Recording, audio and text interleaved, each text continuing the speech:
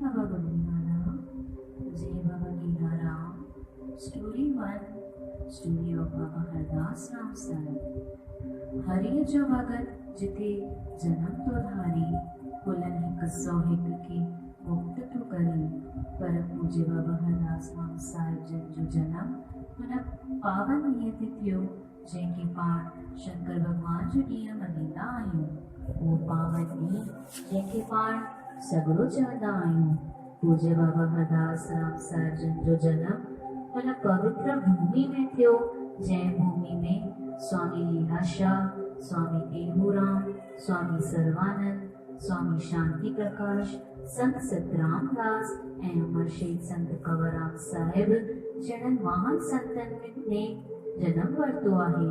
इहा महान भूमि आहे सिंध, जंहिं भूमि जे मिट्टी खां इंसानियत, प्रेम भाव, भाईचारो ऐं दया जी खुशबू ईंदी आहे। इहा भूमि सूफी दरवेशन, अलमस्त फ़कीर ऐं महान संतनि जी भूमि आहे। पूज्य गोदड़ी वारा घनश्याम बाबा हरदास राम साहिब जन जो जन्म भी सिंध जी पवित्र भूमि जे नवाबशाह जे हालाणी बेलाणी जे हिक नंढड़े से गांव में थियो, जंहिं गांव खे साइती नाले सां बि चवंदा आहिनि।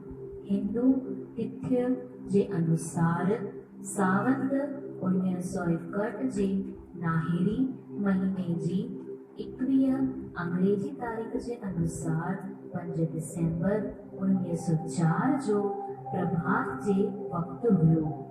जीअं ई अलॻ रूप में बाबा हरदास राम साहिब जन जो जन्म थियो, उते मौजूद पूज्य बाबा जन जे वॾा भावर भाई साईं नारायण दास, जो कि ब्रह्मचारी हुआ, उन्हनि बालक खे ॾिसी करे ई फरमायो कि इहो असां वांगुरु ब्रह्मचारी ठहंदो, दुनियादारी छॾे दरवेश रूप धारे सेवा करे दुनिया खे भलाई ऐं सेवा जो रस्तो ॿुधाईंदो। पूज्य बाबा हरदास राम गोदड़ी वारा साहिब जा पिता साहिब जो नालो पूज्य साबू राम भगवाणी हो ऐं माता जी जो नालो रिंचकाबाई हो।